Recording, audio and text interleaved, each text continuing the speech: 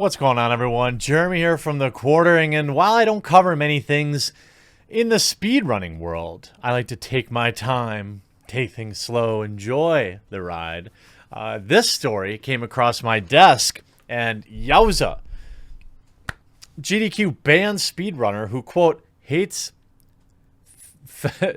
well, the same stuff we all do. GDQ speedrunner Luz Bilheim has been banned after completing his run of Final Fantasy VIII.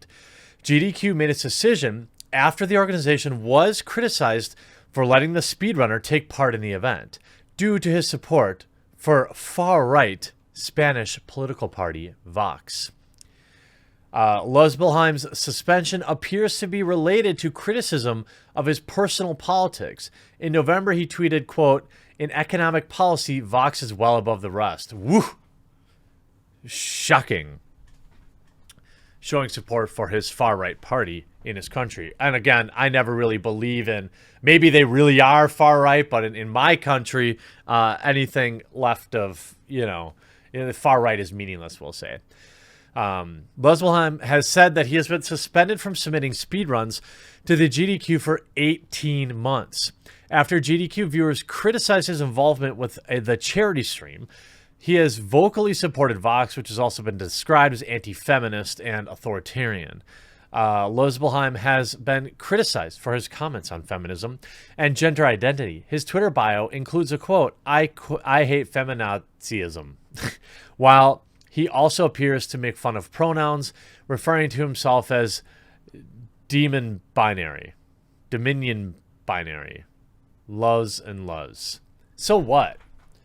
Again, what does any of this have to do with the dude's ability to do speedruns in video games?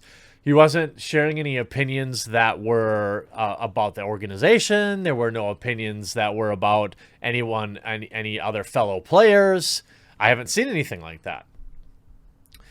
After the suspension, the streamer claimed that he doesn't, quote, hate feminists, but the term feminazi is used to describe pseudo-feminists. However, Vox has a history of anti-feminism, with the party outraging civil rights groups in 2019 after refusing to sign a declaration that condemned bad behavior against women. Why would you need to sign that anyway?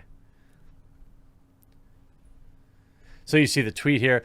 My point being, a lot of people are really mad at you for coming from the perspective of the U.S. I hate the term this as much as they do, but tone it down a little bit. Don't be so all-inclusive. The person then says, you hate the term because some people use it to refer to normal feminism. I tell you that I don't hate feminism and that the term is used to call the pseudo-feminists I mentioned tweets ago. In normal situation, the debate would end there. GDQ has yet to make an official comment regarding Luz Bilheim's suspension, and we have reached out to the organization, and we'll update the story when we have a response. Now, you see lots of hot takes with this. I basically assume any GDQ runner that doesn't list their pronouns is a fashy piece of junk at this point. And I think it also, I thought people were talking about during the event adding they started adding streamers' pronouns. I mean, at what point is enough enough? These people just want to play video games. They are playing them fast, but the world around them is changing even faster. I can't imagine what it's like to just be a fan of video games and not know about all this stuff going on around you and being forced to comply. Oh, wait, yes, I can, and most everyone who watches my videos can as well. This person is absolutely entitled to their personal beliefs. I haven't seen any evidence that they have been abusive towards any other fellow competitors. They haven't cheated. They haven't done anything like that. But nonetheless, that doesn't stop people from, it's always so funny to me that the people that are supposedly so inclusive and so, so woke are so quick always to ban people whose opinions they don't agree with. Some people out there think that you know, what some people in the trans community believe. They may believe that that is a personal belief that they disagree with, but you don't see people out there trying to ban that. I guess maybe that's not a great example, but you get what I'm saying. Like, but you see articles like this, which are just hit pieces. A far-right ultra-naturalist just got a spot on GDQ. Again, Games Done Quick is not a political organization, and what they're covering is not anything political, yet here we are. Losbelheim, a runner who has expressed discriminatory sentiments, was given a spotlight during a Final Fantasy run. Awesome Games Done Quick, the annual speedrunning marathon that takes place at the beginning of each year, is coming under criticism after granting airtime to Losbelheim, a runner who has expressed transphobic, nationalist, and otherwise discriminatory sentiments online. Okay. Losbelheim, along with Toju and Mutsuki, ran through Final Fantasy VIII over the course of just 9 hours. One runner would hand off their controller to the next in line, relay style, following the completion of their third of the game. Oh, their third of the game. This isn't the first time the trio has contributed to Games Done Quick. Last year, they completed a similarly lengthy run of Final Fantasy IX that clocked in at nearly 9.5 hours. In one widely shared tweet thread, user Steb McDread draws attention to both Losbelheim's Twitter bio and a tweet he made in support. So one tweet and a Twitter bio. You would think that this person was spouting off all sorts of political beliefs all the time, but it doesn't appear so.